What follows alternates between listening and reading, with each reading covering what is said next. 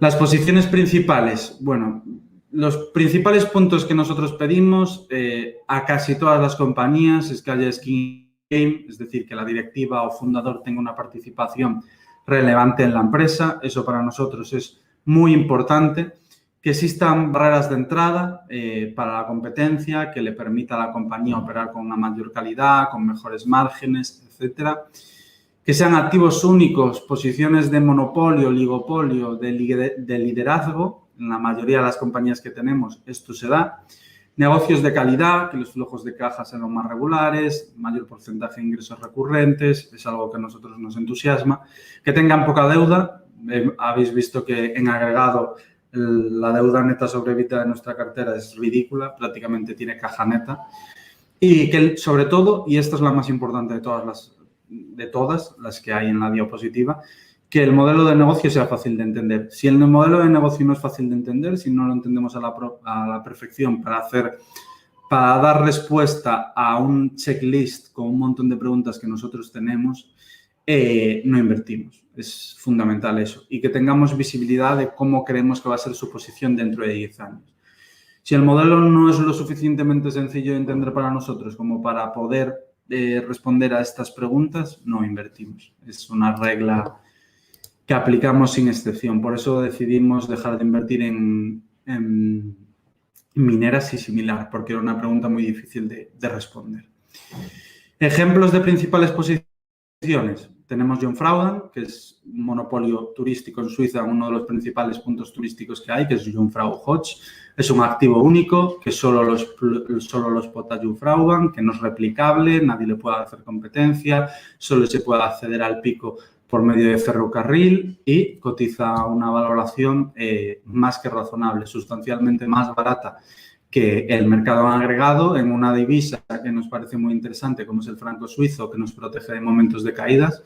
Recordemos que el franco suizo en momentos de sell-off o de caídas muy fuertes de los índices suele rebotar con fuerza y es una compañía que la verdad que nos encanta. Sí que es cierto que el escenario del COVID no es el más favorable para Jungfrauen, a pesar de que lo está haciendo muy bien este año, pero es una compañía que queremos tener para toda la vida. Conforme toda la situación del coronavirus se normalice, si sigue cotizando a los múltiplos que cotiza ahora, seguramente pasa a ser de las primeras posiciones, si no la primera del fondo, porque es la que menos dudas puede generar. Es absolutamente indestructible el negocio.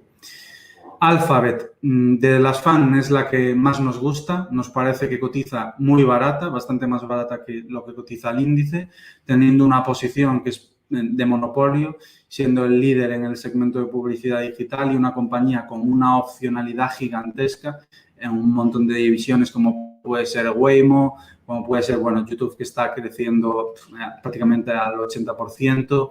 Hay un montón en inteligencia artificial, hay un montón de segmentos que pueden explotar que ni siquiera somos conscientes de ellos a día de hoy en el segmento de Other Bets. Y con la nube creciendo por encima de lo que crece AWS y Azure, es normal porque su cuota de mercado es mucho menor, pero está ganando mucha escala y a día de hoy está generando pérdidas en las cuentas de Google y evidentemente cuando Google Cloud alcance escala no va a generar pérdidas. Sabemos que los márgenes de cloud son bastante interesantes. Endor, que es una historia apasionante de un negocio de nicho, es el líder absoluto con una cuota de mercado del más del 60%, acuerdos con los principales jugadores del sector, como puede ser ahora mismo con Gran Turismo, con la Fórmula 1, con todas las competiciones. Todos los pilotos, pues como Nico Rosberg, como Fernando Alonso, utilizan la marca de Endor, que es Fanatec.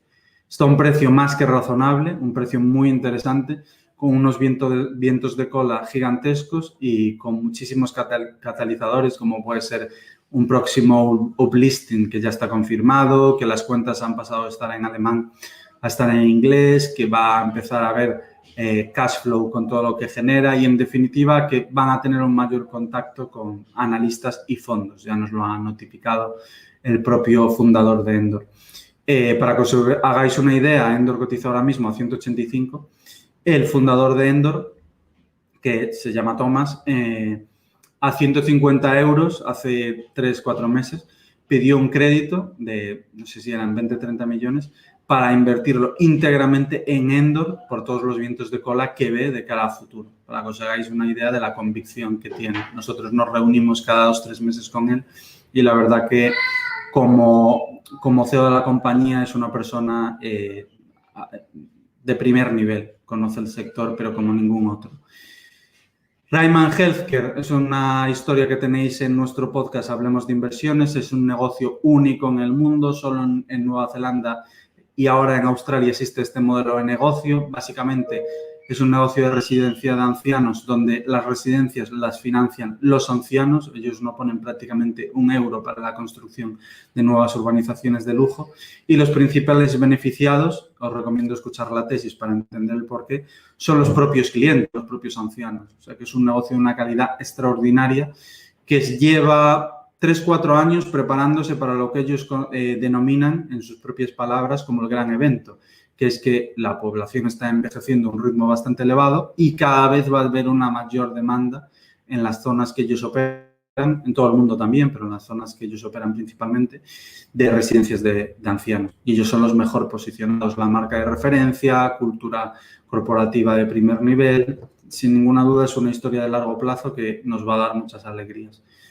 Markel, que comentaba, es una especie de mini Berkshire Hathaway, pero con Thomas Markel al frente, que es una persona mucho más joven, que hace un asset allocation, capital allocation más bien, de primer nivel. Tiene una joya oculta que para nosotros es Markel Ventures, que crece por encima del 30% desde hace 10 años y que dentro de no demasiados años va a representar más del 50% de lo que es Markel a día de hoy, creciendo a las mismas tasas. Y creemos que es una oportunidad de componer a doble dígito con un riesgo muy bajo, porque ahora mismo está cotizando a 1,3, 1,4 veces book value, que es prácticamente su media. O sea que, bueno. Y, por último, principales posiciones, Constellation Software, la mayoría lo conoceréis, para mí es la compañía de más calidad del planeta Tierra, liderada por Mark Leonard, que lleva retornos desde su salida a bolsa del 30-40% de la compañía. Una persona con una visión para el M&A única en el planeta, que a día de hoy, por el tamaño de la compañía, ya ha manifestado que va a abrir nuevas verticales, que ya no va a estar solo en VMS, que va a abrir nuevas líneas de negocio para hacer adquisiciones y que su intención es invertir el 100% del free cash flow. Es cierto que los retornos a los que invertía el free cash flow en otras compañías estaban por encima del 20%, con todo lo que ello conlleva. Van a bajar un poco los retornos porque las adquisiciones van a ser mayores de lo que eran históricamente, pero con la calidad de la compañía que tienen y con Mark Leonard, que está totalmente alineado con los accionistas al frente, para nosotros es un no-brainer. SSNC, una compañía con un 95% de ingresos recurrentes de media. En el momento más desfavorable, que fue 2008, el 91% de sus ingresos eran recurrentes y tan solo tuvo una tasa de bajas, un churn rate del 9%. Ese fue el más alto de toda su historia. Ahora mismo está en torno al 2-3% anual. O sea, que es una compañía que básicamente cuando empieza el año sabe el beneficio que va a hacer. Hay un caso muy, muy peculiar que te indica lo que acabo de comentar, que es que ellos cuando hubo el coronavirus dijeron, bueno, si el coronavirus se va antes de tiempo, nuestras ventas van a ser estas. Si se va más o menos en el plazo que estimamos, estas, y si se va mucho más tarde, estas. La diferencia entre el escenario más favorable y desfavorable eran 60 millones sobre una compañía que factura miles de millones. Entonces, os da una idea de la previsibilidad de ingresos que tiene. Tiene un outsider al frente de primer nivel, que es Bill Stone, con una posición muy importante en la empresa, que hace un capital allocation que es de primer nivel. Y nosotros invertimos a 16 veces free cash flow en una compañía que crece al 8-10% y que está creciendo orgánicamente ahora al 3%. Nos parecía una locura la valoración y decidimos aprovechar la oportunidad. En Bunzl, que es el líder en una industria muy competitiva que va consolidando y cada vez adquiriendo mayor escala, cada vez ensanchando más su moat. Amazon por lo que hemos hablado con ellos y lo que hemos visto, porque Amazon empezó a competir, entre comillas, hace ya 4 años y no les ha afectado en absolutamente nada. De hecho, han ido mejor. Prácticamente se ha convertido en cliente en algunos casos de la propia Bund. Entonces, es una compañía que va a crecer por encima del IPC a nivel orgánico al 2,5%, 3%, y que a nivel inorgánico, como está en una industria muy fragmentada, pues crece también al 3, 4, 5%, lo cual nos da un crecimiento anual de por encima del 5% y cotizaba cuando la adquirimos a 15, 16 veces free cash flow, bastante más barata de lo que cotiza el mercado, un negocio de una altísima calidad. CarMax, que es una historia muy, muy interesante. Al final simplemente es venta de coches de segunda mano, pero nosotros que vivimos en España y sabemos cómo son los compraventa, que la gran mayoría no son de fiar, imaginaros que existiese una cadena gigantesca de compraventa en España donde tuvieses la garantía absoluta de que el coche que vas a comprar está en las mejores condiciones, que no te va a fallar, que te lo van a dar con una garantía de que si tienes problemas en X tiempo te dan automáticamente otro coche o te devuelven tu dinero. En definitiva, que es prácticamente como comprarlo en la casa. Imaginemos que tuviésemos eso aquí. Pues eso existe en Estados Unidos, es el líder, a mucha diferencia, con 3 veces más coches vendidos que el segundo. Mucha diferencia de los demás. Desde hace décadas tiene una posición de marca muy importante. Imaginemos que existiese eso aquí, pues cualquier persona con un mínimo de research compraría el coche ahí, en mi opinión. No hay regateos, son precios fijos.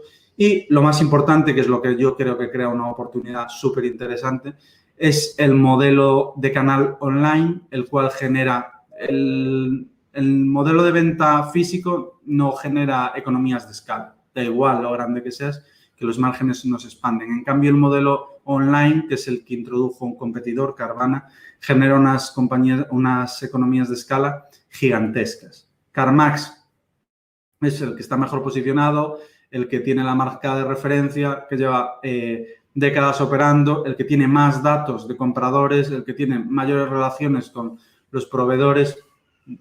A día de hoy, en 2021, va a tener en el 100% de sus mercados operando el canal puro online, que es el que tiene Carvana. CarMax vende, de memoria diría, 5 veces más coches al año que Carvana y cotiza a 1/3 del valor de Carvana. Entonces, nos parece un segmento súper interesante a largo plazo, el del canal puro online. Os recomiendo que veáis cómo es. Es como una máquina expendedora. O sea, en un periodo de 24 horas, tú compras el coche online, vas a una máquina expendedora gigante y te da tu coche. Y te vas montado en él sin que nadie te atienda. Ese es el modelo de Carvana que está implantando CarMax y que estará operativo al 100% a cierre de este año.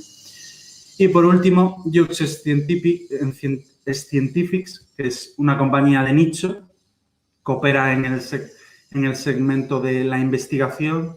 Son determinados aparatos científicos para universidades, organismos mayoritariamente públicos, que está muy bien gestionado, de una forma muy conservadora. Conocemos al management, nos encanta, nos parece sin ninguna duda el mejor del sector, con Alma, que es muchísimo más grande. Las barreras de entrada son gigantescas, hay espacio para seguir creciendo a niveles bastante elevados y para componer a doble dígito a largo plazo sin gran dificultad. A ver, Just Scientific lleva componiendo los últimos 10-15 años, yo diría que por encima del 20%. Entonces, no va a ser lo mismo, evidentemente, dicho por el propio management, que es bastante honesto, pero sí que va a ser doble dígito, con una alta probabilidad.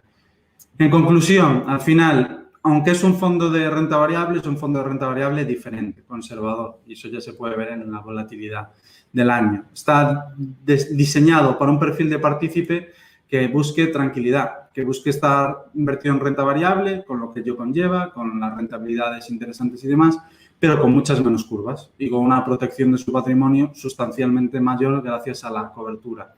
No especulamos, no participamos en euforia, no nos desviamos del plan, nos da absolutamente igual lo que suceda alrededor. Nosotros tenemos nuestro plan establecido y nos ceñimos siempre a él. Entonces, bueno, pues creemos que es la forma más apropiada de gestionar en el entorno actual. El 100% de mi patrimonio y, como os decía, de mi familia está invertido en los dos fondos. No podía ser de otra forma porque es en lo que yo creo.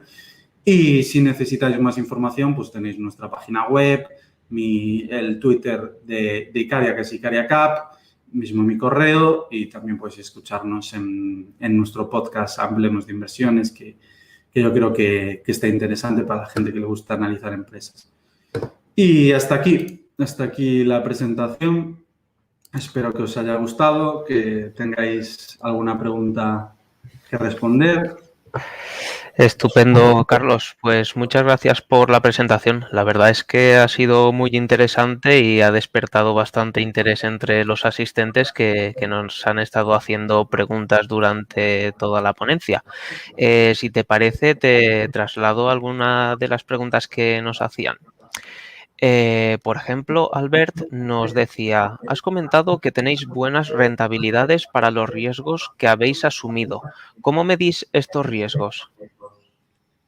Pues si nuestra volatilidad es un 6% y la del mercado es un 18% y nuestra rentabilidad después de comisiones es un 9%, tenemos más de una unidad de rentabilidad por unidad de riesgo, que es bastante superior a lo que está dando el mercado. Entonces, para nosotros volatilidad sí es riesgo, porque volatilidad viene asociado a las desviaciones medias respecto a las rentabilidades obtenidas y, en definitiva, en movimientos fuertes o en caídas fuertes, con mayor volatilidad vas a caer más.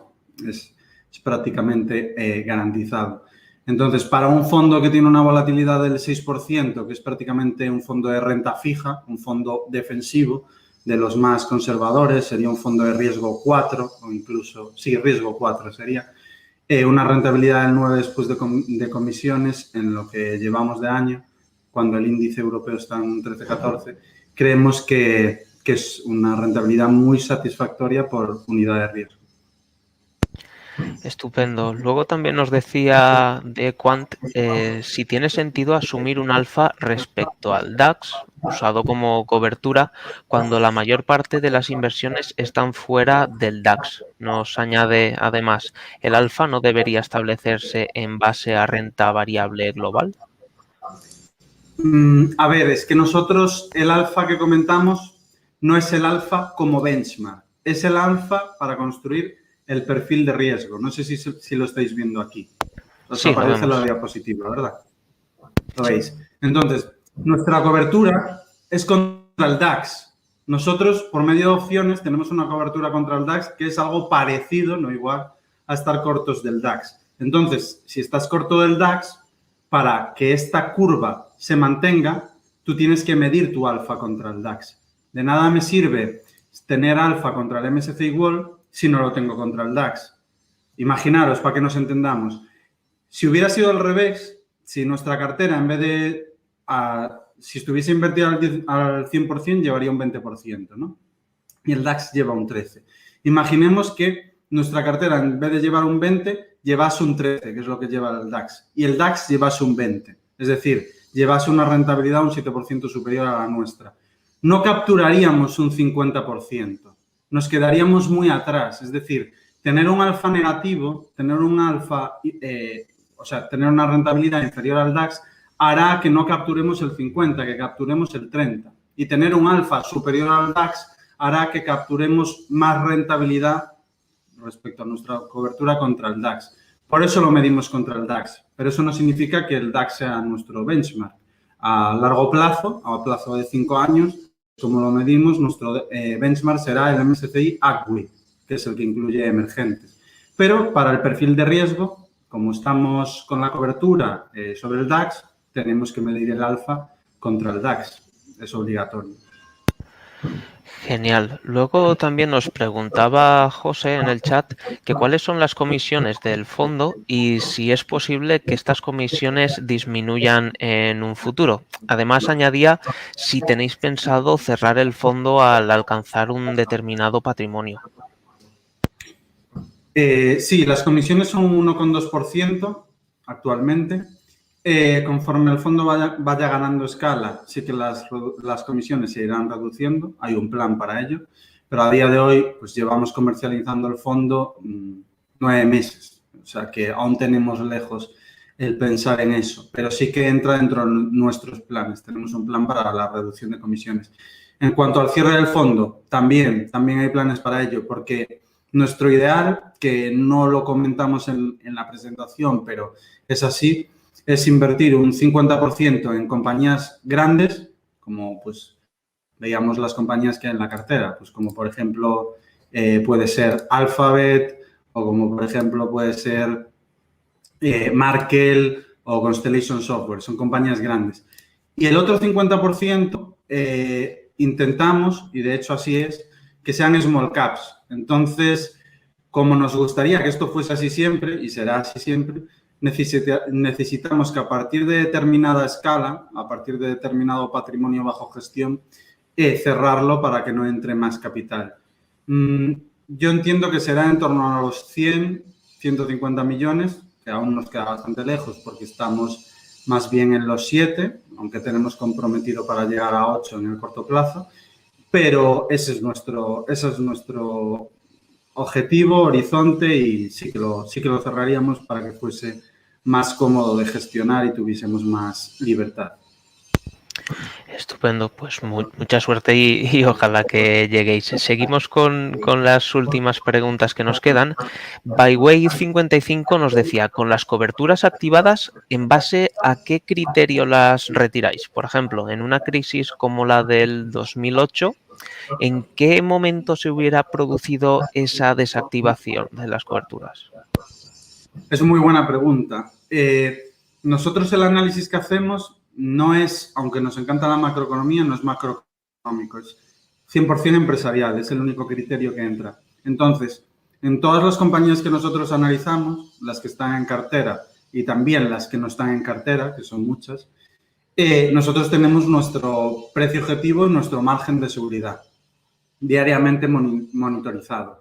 En el momento en que el margen de seguridad sea lo suficientemente atractivo como para poder funcionar sin las coberturas, es en el momento que se desactivan las coberturas. A día de hoy estamos lejos de ese escenario, haría falta una caída de entre un 30-40% como mínimo para que eso sucediese, pero es como funcionamos, una visión meramente empresarial. Si podemos invertir con un margen de seguridad muy amplio, desactivamos coberturas e invertimos el 100% del capital sin ningún tipo de protección. Perfecto. También Gonzalo Movilla nos decía, he estado analizando la cartera del fondo y me ha gustado lo que he investigado de Judge Scientific. En este caso ya nos has comentado un poquito sobre la empresa, pero nos pregunta que el sector de la medición y testeo considera que es muy bueno y qué upside le veis. Just Scientific es una compañía, igual que todas las demás que salen en esta diapositiva, son mucho más sencillas de analizar porque tienen una recurrencia mucho más alta, mucho más elevada. Just Scientific no tiene una recurrencia per se, son más bien proyectos aislados. Entonces, es muchísimo más difícil de valorar. También hay una mayor estacionalidad, también el crecimiento inorgánico es importante. Y a día de hoy, con los mercados en máximos, los vehículos de private equity están haciendo bastante daño a las adquisiciones. Y como es un management muy conservador, nosotros hemos hablado con ellos y dicen, mira, nosotros si las adquisiciones no nos arrojan un retorno sobre el capital invertido de X, no invertimos. Nos da igual estar X años con el stand-by en el crecimiento inorgánico. No vamos a correr en función de ello. No vamos a invertir a cualquier cosa.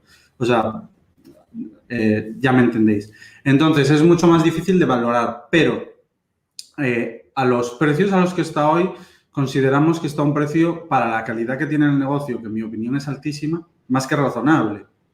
A mí me salía que, hablo de memoria porque es una tesis que hemos estado viendo hace 2 meses, que nos reunimos con el CEO, estaba unas 25, 26 veces más o menos flujo de, enterprise value, flujo de caja, niveles pre-COVID, porque evidentemente el COVID ha afectado a los proyectos. Entonces, bueno, pues nos parece un precio muy razonable para una compañía que va a crecer a doble dígito entre crecimiento orgánico e inorgánico durante un periodo de tiempo muy largo, porque es una compañía, es una small cap, es una compañía muy pequeña y tenemos siempre para utilizar de referencia, que nosotros lo hacemos, la historia de Alma, que es una compañía muchísimo más grande que Just Scientific, que se dedica prácticamente a lo mismo y que tiene una calidad pues, similar a la de Just. Entonces, esto mismo nos lo decía el CEO. Nos decía que los retornos para los accionistas y para la empresa no van a ser los mismos que los de los últimos 10 años. Es muy complicado. Pero que él es muy optimista y que su espejo, que él lo que cree que lograremos, será lo que ha obtenido Alma en el momento que tenía el tamaño que tenía Just, que si vais a ver la cotización de Alma veréis que es cuanto menos interesante. Entonces, bueno, es el perfil de directivo que nos parece confiable porque nos dice tanto los aspectos buenos como los malos. Es una parte muy importante de la tesis, la directiva, y creemos que no es una compañía, nosotros no invertimos, está barata, vamos a invertir y desinvertimos en 3 meses. Nosotros en Just estamos para estar mínimo 3-5 años, salvo que se vaya a las nubes y el precio sea totalmente irracional, nosotros estaremos aquí muchos años. Genial, pues nada, entramos ya en las 3 últimas preguntas y una de ellas, Paco Hernández nos decía, al invertir en todas las regiones mundiales, franco suizo, libras, dólares, ¿cubrís divisa en todos estos casos? Y en caso afirmativo, ¿en base a algún sistema?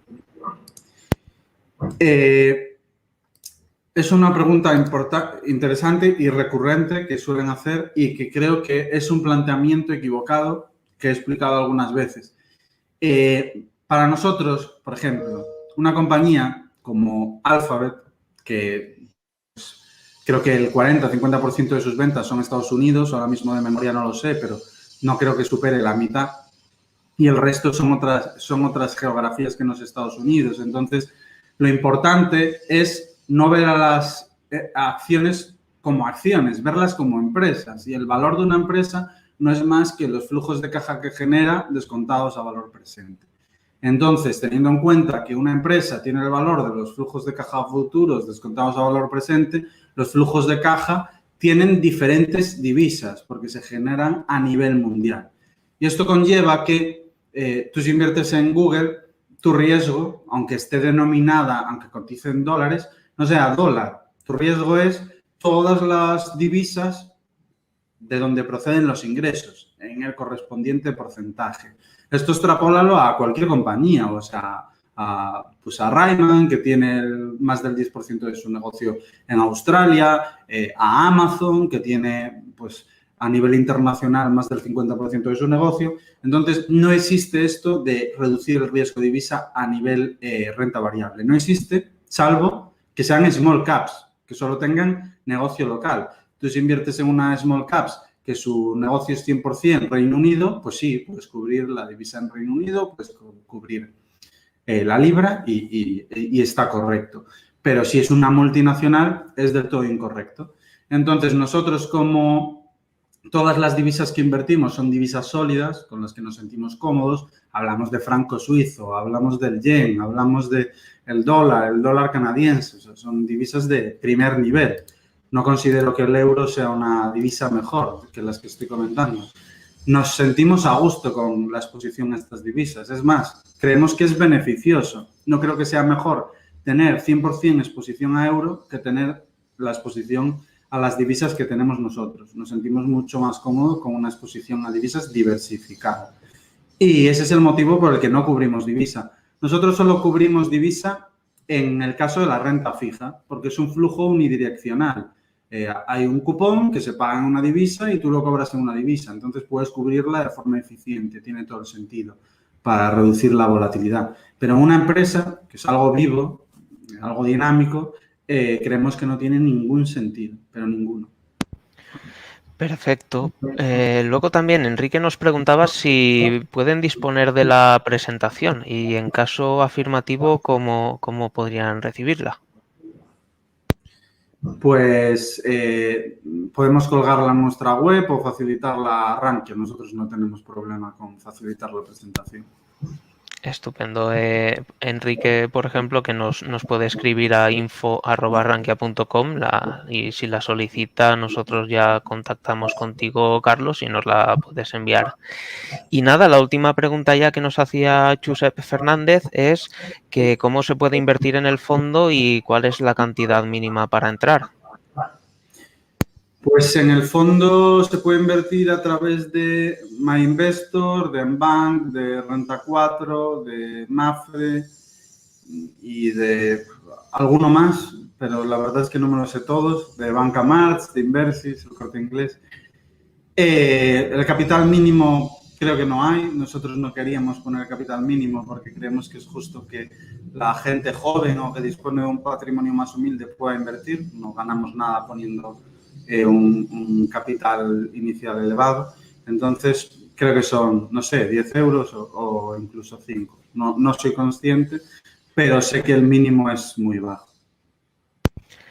Pues nada, Carlos, muchísimas gracias por tu presentación de hoy, por acercarnos un poco más el fondo Icaria Capital Dinámico. Y nada, agradecer también a todos los espectadores y cuando quieras volver a hacer una presentación, sabes que Rankia es tu casa, Carlos, y estás más que invitado. Pues muchas gracias, Alba. Un placer y muchas gracias por invitarme.